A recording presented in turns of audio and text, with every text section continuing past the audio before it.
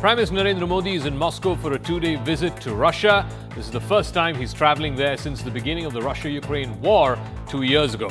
It comes at a time that is delicately balanced, both internationally as well as domestically. Globally, if you look at it, India has taken a very slightly different position, a nuanced position, away from the position taken by its friends and partners in the West, namely America and Europe, on doing business with Russia since this war began. India has imported far more oil and even defense equipment from Russia since this war began, something that the West is unhappy about. Domestically, the Congress is putting pressure on the government, saying that Mr. Modi can go to Moscow, but he cannot go to Manipur. Today, the leader of the opposition, Rahul Gandhi, was in Manipur. It's the second time he's visiting Manipur, a state that's been besieged by ethnic violence for the better part of the last year. The question is, why should one be seen as priority over the other? Why should one be used to play politics over the other? After all, the India-Russia strategic partnership is something that has been there in existence for the better part of the last 30 years. It was started not by a BJP government, but by a Congress government. So should we avoid playing politics on something as sensitive and as important as strategic ties with Russia?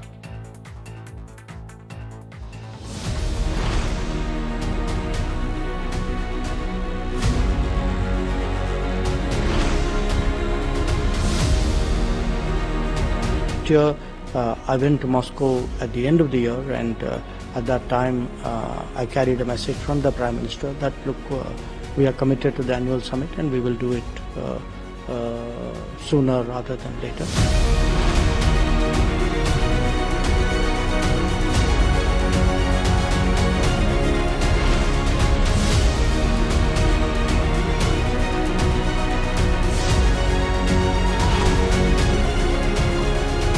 Non-biological प्रधानमंत्री Moscow जा रहे हैं। राहुल जी नेता प्रतिपक्ष लोकसभा में वो मणिपुर गए हैं। ये दिखाता है, और पिछले 17 महीने में प्रधानमंत्री ने मणिपुर के बारे में कुछ कहा ही नहीं।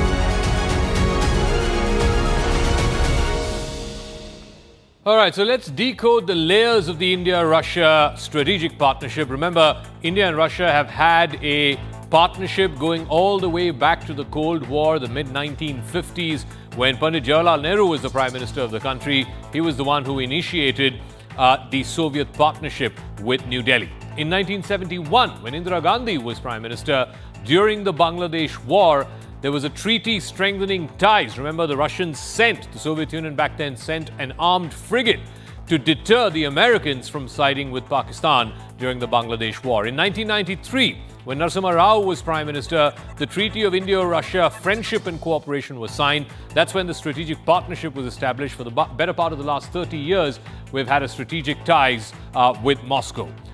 Russia has and continues to be the top arms supplier for India. Even today, even though India's arms supplies have been diversified, more than 50% of our aircraft, submarines, tanks and missiles come from Russia. Take the biggest names. INS Vikramaditya used to be Admiral Gorshkov, the aircraft carrier, which was again bought from Russia. The Sukhoi M30 MKIs, again bought from Russia. The MiG fighter jets, the latest version, the MiG-29s, again bought from Russia. The Akula submarines, the T-90 tanks, and now the latest, the S-400 missile defense systems, all procured from Russia. There are key collaborations in the defense sector as well. The BrahMos supersonic missile system was a joint effort by both Russian and Indian military scientists. Russian oil, particularly so since the start of this war, is now accounting for anywhere between a fifth and a quarter of all of India's annual crude imports. But it's not all hunky-dory. It's not all a bed of roses. There are some significant challenges and pressure points. One being the ever-expanding Russia-China axis. This is a cause of concern for India, particularly because of the ongoing tensions at the line of actual control. The last thing India wants is further bonhomie between Moscow and Beijing. India's expanding ties with the US, with Japan, with Australia through the Quad partnership is something that is an irritant, certainly for Russia and also for its new emerging friend and partner, China. The defense partnership, like I said, India has expanded its defense partnership. It is diversified to newer countries, suppliers, whether it is France, Israel, the United States. In fact, the Indo-US defense cooperation is expected to cross $20 billion. Western pressure on India taking a different stand, what India calls a neutral stand as far as the Ukraine war is concerned. Remember, India has not taken part in any of the resolutions of the United Nations condemning Russia for its war. Neither did India take part in the peace summit that happened recently in Switzerland. The European Union also has concerns over India reselling Russian oil refined as fuel back into Europe. So there are concerns and challenges, certainly something that will come up in the conversation between President Putin and Prime Minister Modi. But let's keep the focus on those who are saying that Prime Minister Modi should not be going to Moscow. He should instead be going to Manipur, which is where today the leader of the opposition, Rahul Gandhi, was. His second visit to that state. It is a state that's been rife with ethnic violence for the better part of the last year. Can we reduce matters of strategic interest and foreign policy to petty politics for domestic political point scoring, as it were? Dr. Vasily Kashin is a senior research fellow at the Higher School of Economics in Moscow. Shazia Ilmi, national spokesperson of the BJP. Salman Soz, national spokesperson of the Congress Party. Pinakaranjan Chakravarti is former secretary in the Ministry of External Affairs. Shazia Ilmi, this is the Congress's contention that, look, Manipur is burning. It's been burning for the better part of a year. Mr. Modi did not find time to go to Manipur. Even the RSS chief is talking about Manipur. But Mr. Modi has all the time in the world to go to Moscow, go to a private dinner with Mr. Putin. But he can't go to Manipur as Rahul Gandhi is going to Manipur. Well, one can't understand how one can compare the two scenarios. It is, of course, very unfortunate as to what is going on in Manipur, which has been a difficult situation for a long time. After all, we've had 10 presidential rule crisis situations in Manipur. We have seen 10 presidential rules in the last many years, since 1972. And not just that, we know what happened from between 93 to 98. And of course, things have been terrible in Manipur. There's been a lot of animosity that we've seen, an ethnic strife over there. But that does not mean that Rahul Gandhi will continue to do politics of that kind. And on the eve of a very crucial summit between India and Russia. So I don't know what kind of connections or dots he's trying to connect. But clearly it's not making a sense to anybody. And when Prime Minister was indeed talking about Manipur and giving details of what has been done over there, they decided to walk out. That is the opposition under the leadership of the LOP, Rahul Gandhi.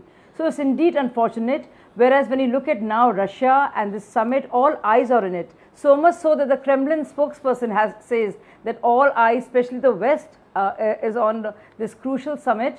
And people are monitoring this all over the world at this point of time. Salman Soz, is it fair to play politics on something like this? I think it's very unfortunate.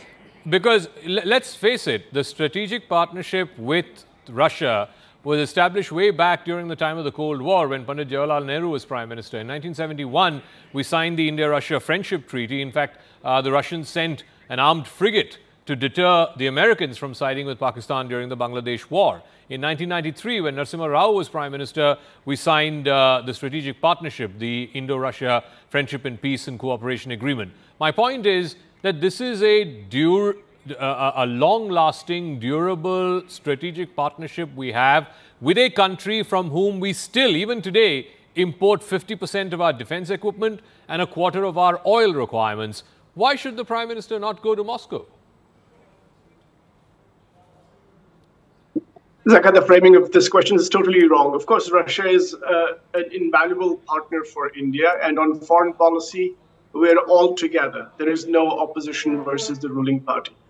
But it is a matter of great shame that the Prime Minister, in the last more than a year, in a state where more than 220 people have been killed, more than 60,000 have been displaced from their homes, the Prime Minister has not found one opportunity to visit that state. It's almost as if that state does not matter. In fact, Manipur must have been one of those rare states where the Prime Minister did not even campaign. So this, whether it could have been any other country right now where the Prime Minister would go, it reminds us. It is a reminder to everyone in the country that the Prime Minister finds time, and as he should, as he has to deal with foreign policy. But he's not found time for Manipur. It's shocking. It's shameful. And so every time he goes outside, the people of the country must be wondering, why is it so difficult for him to visit his fellow countrymen and women in Manipur or some state like that? But isn't that a false equivalence, this is not Salman? Isn't that a false equivalence? Because the stakes in the relationship with Russia, particularly at a time when there is a war between Russia and Ukraine, there are democratic elections. I reject your. Give me 10 seconds. Give me 10 seconds. Give me 10 seconds. Let me finish my question. Salman, you can reject it after I finish my question. The reason I say it's a false equivalence is because if there is any reason why we should be strengthening our partnership with Russia right now, is because of the prevailing geopolitical circumstances. The Russia-Ukraine war has upended geopolitics and geoeconomics as we know it. I just talked about how India imports a quarter of its oil requirements from Russia just now, a moment ago. Most importantly, the last thing you want, Salman, is Russia going directly into the China orbit or the China axis, into China's embracing arms, because the more Russia moves in the direction of Beijing, the problem is for India, particularly at the border, because China then becomes more emboldened to take more aggressive action on the border. But Zakat, this is not about an equivalence. This is not about Russia. We're not criticizing Russia or this relationship because that's a crucial relationship for India. Why would we criticize that? What we are saying is that the Prime Minister finds time to go to other countries when, of course, it is needed as part of his official duty, and he should. But what we're saying is that he's not found time for more than a year to go to a state that is burning. And remember, Zaka, no matter how much our foreign ties are important, and they are strategic, very important, but nothing is more important than the people of India, those who are suffering. Because when we are strong at home, when we are united at home, we can take on anybody. Okay. So this is not about Russia. So there is no false equivalence. Okay. I'm glad you make that. I'm glad you made that distinction. 10 seconds. Okay, yeah. Then 10 seconds, Shazia, and then I'll go I to just the want other to say two 10 points, yeah. seconds.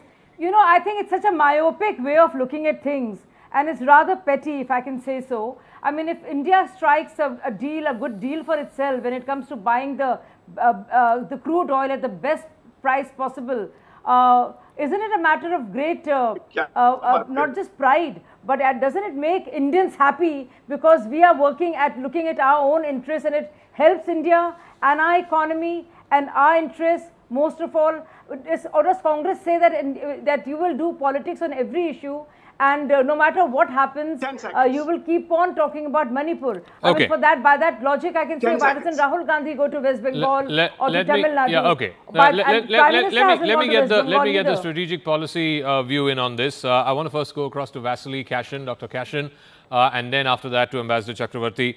Dr. Kashin, what is the view from Moscow? Clearly, India has not entirely sided with Russia in this war against Ukraine.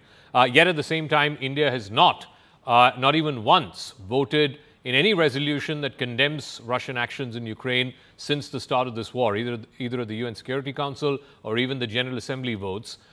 Even recently, the peace summit that happened in Switzerland at the behest of the Swiss government, India was a participant in that, but it refused to sign the final declaration saying that any kind of ceasefire or any kind of solution has to have Russian participation and Russian involvement. So on the one hand, India seems to have, carved out a separate path from its friends and partners in the West, America, Europe, etc. And it's walking a bit of a tightrope to try and, if not defend Russia, but at least certainly not come across as alienating Russia. Yet at the same time, India has genuine concerns. Recently, President Putin was in Beijing. He was treated as a state guest there. The friendship between Beijing and Moscow has just flourished, particularly since this war began. We all remember how the last visit that President Putin made just before this war began was to Beijing. And one of the first visits that he made after this war began was also, and after it subsided for a bit, was also to Beijing. there is a genuine fear here in India that the stronger the embrace or the friendship between Beijing and Moscow gets, the worry here is for India, particularly because of our contentious border issue between China and India. So, thank you very much. I believe that actions are always more important than words. And during this period of Ukrainian conflict, India became an absolutely key partner to Russia. We had absolutely tremendous growth of our bilateral trade to $65 billion last year. No one thought that would be possible. And what we need now is to improve this trade and make it more balanced, because currently India is just buying huge amounts of Russian crude oil and is absolutely not using opportunities of taking over the Russian market. We have about $65 billion of bilateral trade. First quarter this year, it was $17 billion of trade, but of that $17 billion, something like $15 billion was Russian export to India. India is still exporting very little to Russia. The Chinese, after the Ukrainian war has started, they had a policy. They declared that they would take over the Russian market abandoned by Europeans. And now Russia is a global market #1 for Chinese cars, for example. That required effort, a lot of work being done to bypass sanctions, maintain trade flows, maintain financial flows between the two countries. If we manage to do the same with Indians, we'll see tremendous opportunities, dozens of billions of dollars of Indian export to Russia per year. I talk about cars, medical, drugs, manufacturing products. We just need to do a little homework for that. And that is absolutely important for Russia, because currently we do see certain elements, certain parts of Russian market completely being taken over by the Chinese. We don't need to see our economy monopolized, and India is the only possible competitor in many parts of the Russian market for China. So there is huge potential, and that is potentially a very important visit, and some very important deals might be made. I do want to ask Ambassador Chakravarti, you know, at one level, one could argue it is in one's own self-interest to make sure that you have eggs in every basket. So clearly no one is saying that India should completely side with the West as far as the position on Russia-Ukraine war is concerned, or it should simply side with Russia as far as, you know, oil imports and defense imports are concerned. But how long will India continue to have, you know, one foot in each boat, as it were? Because you have the Quad with the United States, Japan, Australia, which clearly irks the Chinese, and they have made no bones about it. They have in fact even told the Russians to sort of weigh in with India as far as the Quad is concerned. And yet at the same time, we're also upsetting our Western partners and friends because of the oil imports, because of the defense imports. And I don't think it's lost on anyone, Ambassador Chakravarti, that tomorrow you have a NATO meeting happening in Washington. 30 countries of NATO are coming together, and you also have the India-Russia annual summit. The timing is certainly not lost on anyone. Well, that's a coincidence that I do not know why it happened. But let me point out that what you just said about neutrality, etc. You know, during the height of the Cold War, there was an American Secretary of State who called non-alignment an immoral policy, because they wanted India to be on their side during the Cold War. Now, what is new here? We don't want to take sides. That is simple as that. We want to retain our strategic autonomy.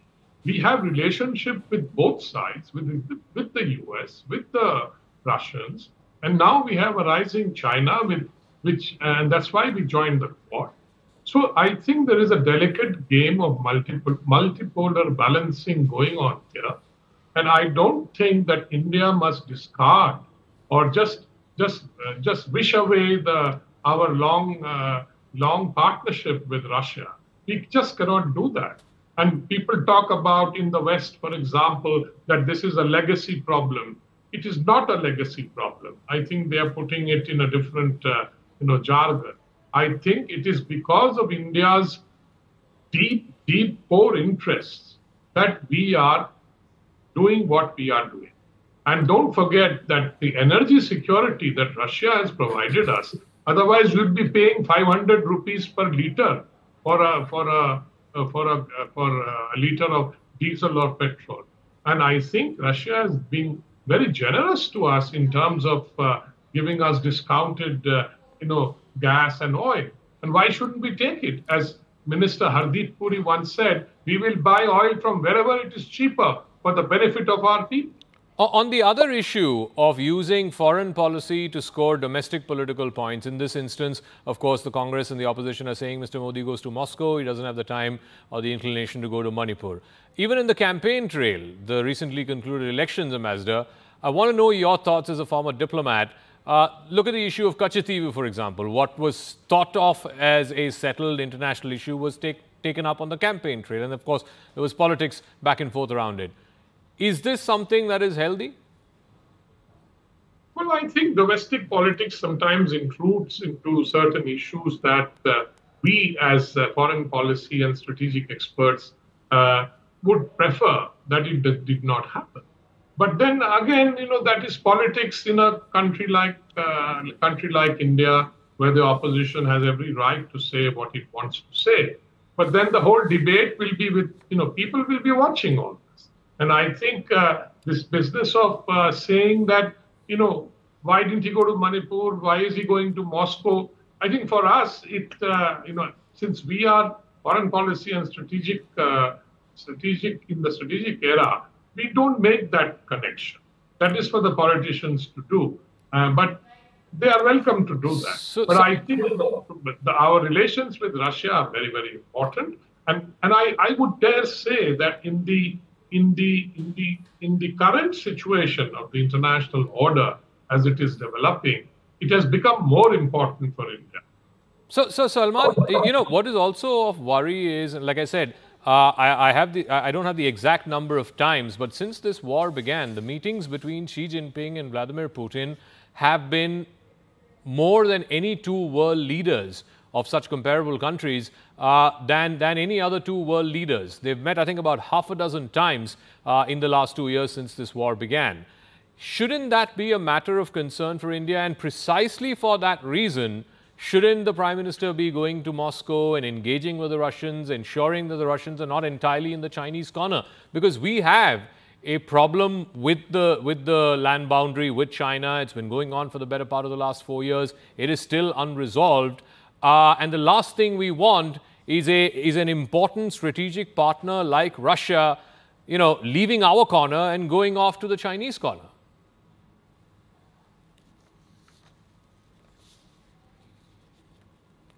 Salman Soz. I think you're on mute. You need to unmute. Zaka, could you quickly repeat, because it was not clear? No, I'm saying the Congress party has a problem with the Prime Minister going in and visiting Mr. Putin and taking part in this annual summit. This annual summit, one second, let me finish. This annual summit, by the way, was started in the early 2000s. It continued through all the 10 years of the UPA 1 and UPA 2. In fact, Dr. Manmohan Singh, when he was Prime Minister, met with Mr. Putin, who was president for some time in that period. And then there was President Medvedev as well, who was the leader of the country for a brief time. Dr. Manmohan Singh met with these two leaders as many as 16 times in his 10 years as Prime Minister. This is Mr. Modi's 11th meeting with Mr. Putin in the last 10 years. So if at all anybody has met Moscow and leaders in Moscow far more, it is Dr. Manmohan Singh. So if it's kosher for Dr. Singh to travel to Moscow, shouldn't it be kosher for Prime Minister Modi to travel to Moscow? What is this? What is this, Zaka? What are you asking? The Congress party is not saying that he should not go and meet Mr. Putin. Of course he should. It is in India's interest to maintain, as the Ambassador Chakravarti said, it is our right to pursue our foreign policy the way we want, the way we think is good for the country. That is not an issue for the Congress party. For the Congress party, for the India alliance, there's a big issue right now, and that is that the Prime Minister has not found time to visit Manipur. It is that simple. It has nothing to do with why is he meeting Mr. Putin. Of course he should meet Mr. Putin. But the point is, when you draw that comparison, Modi goes to Moscow, Rahul goes to Manipur, what is the deduction? What is the inference? No, Zaka, he could go to meet the American president, he could meet the Chinese president. That's not the issue. The issue is that he finds time for the other activities, including foreign visits, but he's not found time for Manipur. Our own people have been killed. His people have been killed. And he has not had 1 minute that he could spend or spare for them so that he could wipe their tears. No, but aren't you juxtaposing? This is not the aren't you juxtaposing? When you say Modi goes to Moscow and Rahul goes to Manipur. Yes. Rahul Gandhi did not go to Sandesh Khali to meet the victims there. I don't think he went to Tamil Nadu to meet with the people who died in the Hooch tragedy. Let me come. Sandesh didn't go to BJP, Telangana, Sandesh Khali was totally empty and Khali, usko chodo. The issue is, when it comes to NEET, for young people of this country, who goes to meet them? Rahul Gandhi goes to meet them. When there is Hathras, there is a huge tragedy in Hathras. The Prime Minister should be doing something. He doesn't do that. Rahul Gandhi goes there.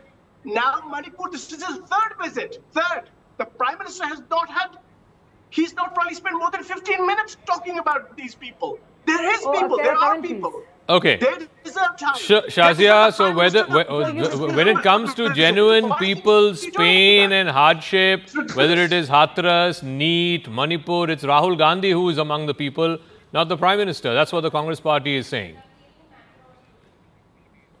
So, Zaka, this endless whining that goes on ad nauseum, I think has no bearing on the situation that we're discussing right now on the eve of a very crucial summit.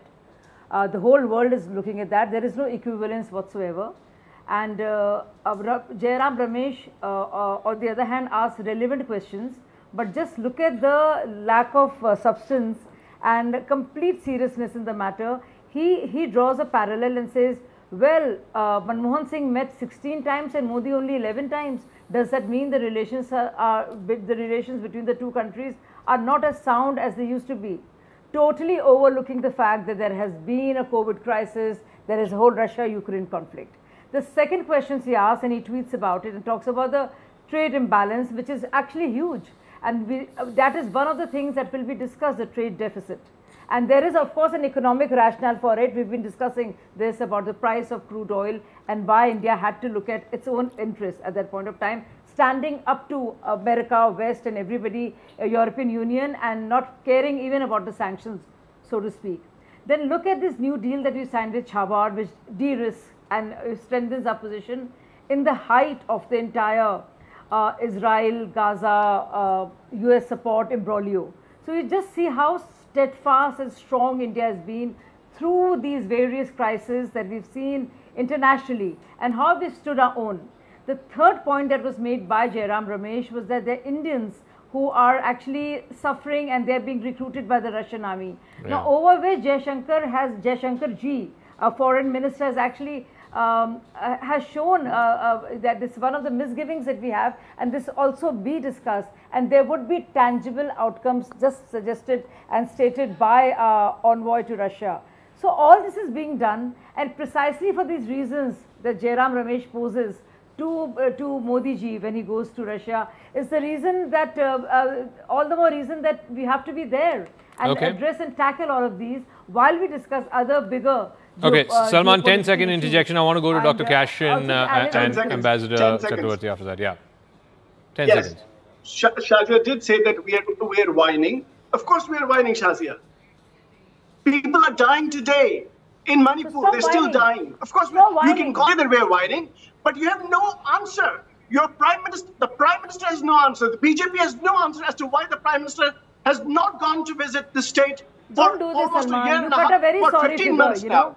That is shameful. It is shameful. Okay, let me go to Dr. Kashin. Let me go to Dr. Kashin. You pointed this in the previous answer as well, Dr. Kashin, that has the relationship become far more transactional and less strategic now? for one reason, like I said, this whole thing about oil that you pointed out, $65 billion of trade, 60 billion of it is oil. And of course, it is Indian imports of oil from Russia.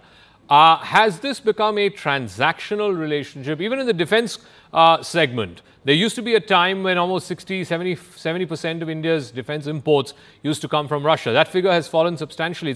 It's still about 50%, but India is today importing far more from the US, from Israel, from France, for example, than it used to do in the decades past. Has the India-Russia relationship become less strategic and more business-like, more transactional?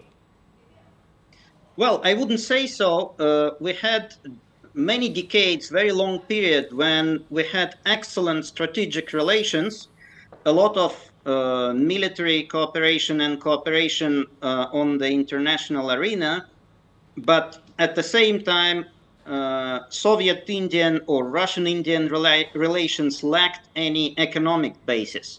And now, for the first time in our relationship, we see this huge economic basis emerging.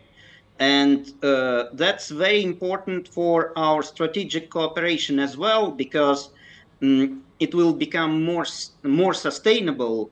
We are still discussing global affairs. We are still interacting in BRICS, in Shanghai Cooperation Organization. We have common positions or coordinated positions on many international issues. That all remains. Absolutely, India is diversifying its defense industrial partnerships. That's natural. Anyone would do so. And India is using the opportunities, but it's not undermining our cooperation in any way. Ambassador Chakravarti, I'll give you the final word. What about on multilateral platforms? Look at the groupings that India is part of or is invited for, whether it is the G7 that the Prime Minister went to Italy recently, in the G20 last year, which India hosted, Russian President Putin could not come. Are we moving surely but firmly in the direction of being part of these, Western multilateral arrangements? For SCO, for example, this time around, the Prime Minister could not travel. He did not travel. Is it becoming increasingly sort of difficult for India to be seen as, part of all of this, Western-inspired multilateral arrangements, G7, G20, etc., and also, keep one foot on its boat when it comes to SCO and BRICS, etc. Like I said, PM didn't go for SCO. The last BRICS summit, again, did not really yield much. And Russia and China seem to be dominating in those fora. And India doesn't seem to have that kind of pride of place that it did, for example, at the G7 last month. But I think you have to look at the fact that India has participated. PM Modi may not have gone to SCO, but India did participate.